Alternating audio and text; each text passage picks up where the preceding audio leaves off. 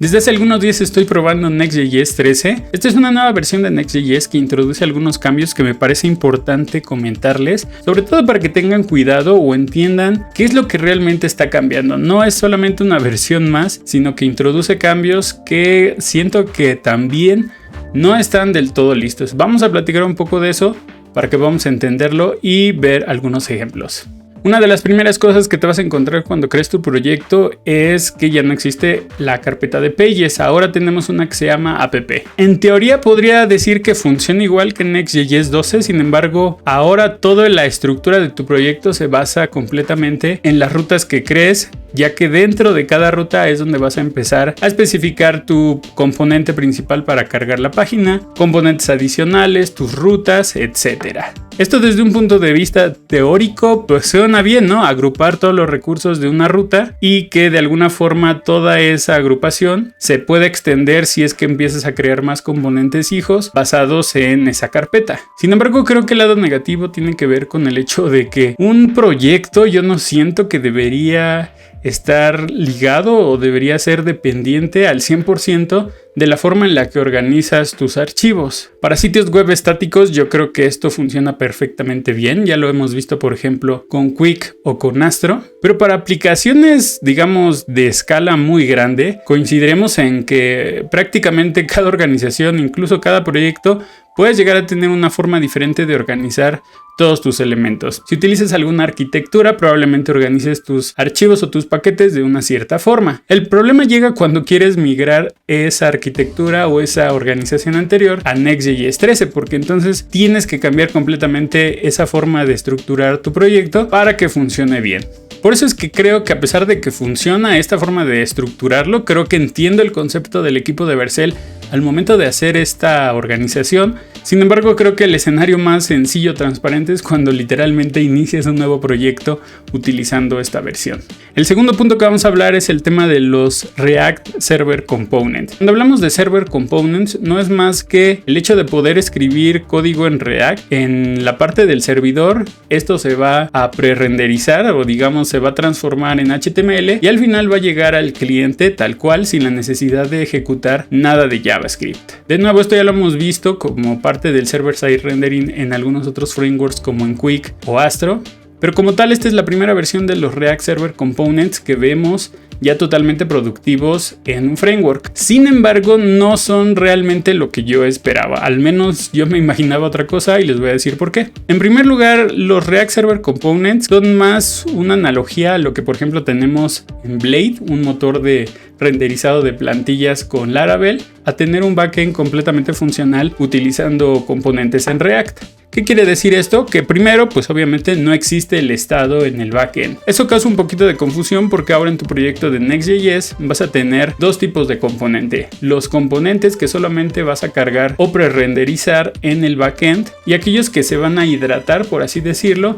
en el frontend. Esto va a causar un poco de confusión porque entonces ahora tenemos que etiquetar los componentes que se tienen que cargar en el cliente con una pequeña etiqueta que se llama useClient. Y a pesar de que siento que no es molesto y digamos es una forma muy sencilla de poder etiquetar un componente que solamente funciona en el cliente, creo que al final el hecho de estar combinando componentes tanto para el backend como para el frontend, creo que al final tampoco termina de escalar correctamente. Llegas a un punto en el que si has utilizado frameworks de backend, pues te preguntas por qué estamos tratando de hacer lo mismo con React si al final perdemos ciertas características que hacen único a React. De nuevo, el tema de los hooks no existe, entonces no podemos definir un estado, no podemos utilizar useContext, useMemo, useState, useEffect, nada de eso. Por lo tanto, al menos en esta versión de Next.js de los React Server Components se comporta algo mucho más como una plantilla de renderizado que digamos sirve por si lo que quieres es seguir escribiendo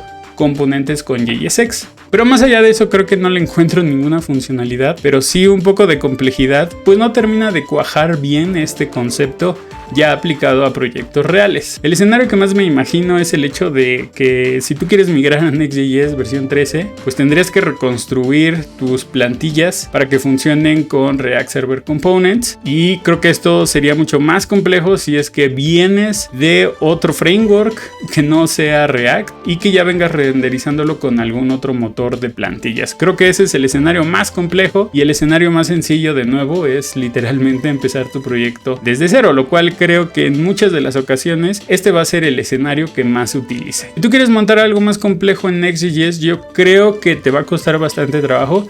No es que sea imposible, pero de nuevo creo que el tema del backend está muy limitado o está muy enfocado exclusivamente al renderizado de los componentes. Más allá de eso, por ejemplo, tuve que hacer un proyecto en donde al final terminé haciendo otro servidor con Node.js solamente, hacer ciertas tareas que no encontré la forma de hacerlas, digamos que utilizando la parte del backend. O sea, realmente no existe el backend, sino es más un método o una arquitectura de server-side rendering.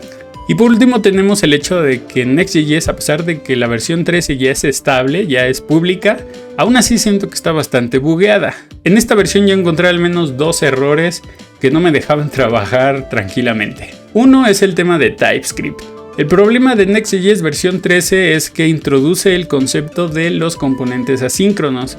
Con esta funcionalidad lo que te permiten los React Server Components es que puedas definir un componente asíncrono y que puedas hacer solicitudes asíncronas con una await directamente en el cuerpo del componente sin la necesidad de, por ejemplo, utilizar un useEffect o algo así. Sin embargo, a nivel de TypeScript todavía no existe este soporte, y es uno de los errores más comunes que vas a ver al momento de trabajar Next.js con TypeScript.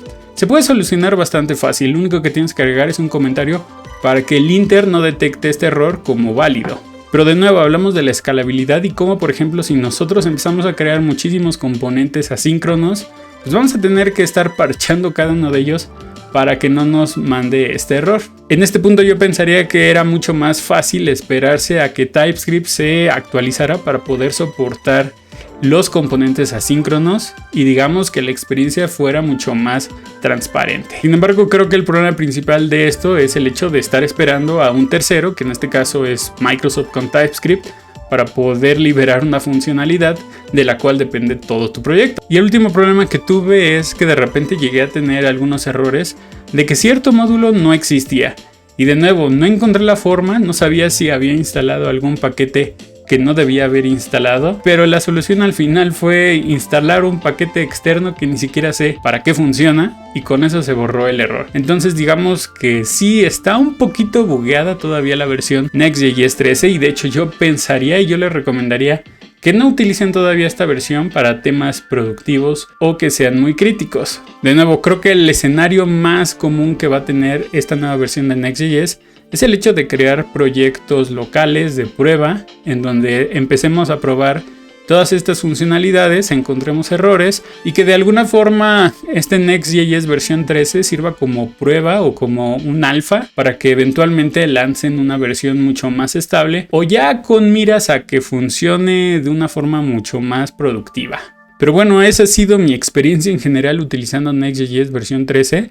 Pienso hacer aún así un curso para que todos podamos aprender de estas funcionalidades ya en un proyecto un poco chiquito, pero utilizando todo lo que trae. Cómo empezar a cambiar el mindset o la forma de ver React en este sentido para que no solamente lo veamos como un framework basado en cliente, sino que ya se está convirtiendo al menos esta versión de Vercel en un framework full stack. Pero en fin, devs, me gustaría saber su opinión. ¿Ya probaron ustedes Next.js versión 13? ¿Qué les ha parecido? ¿Es muy diferente a lo que venían trabajando en la versión 12?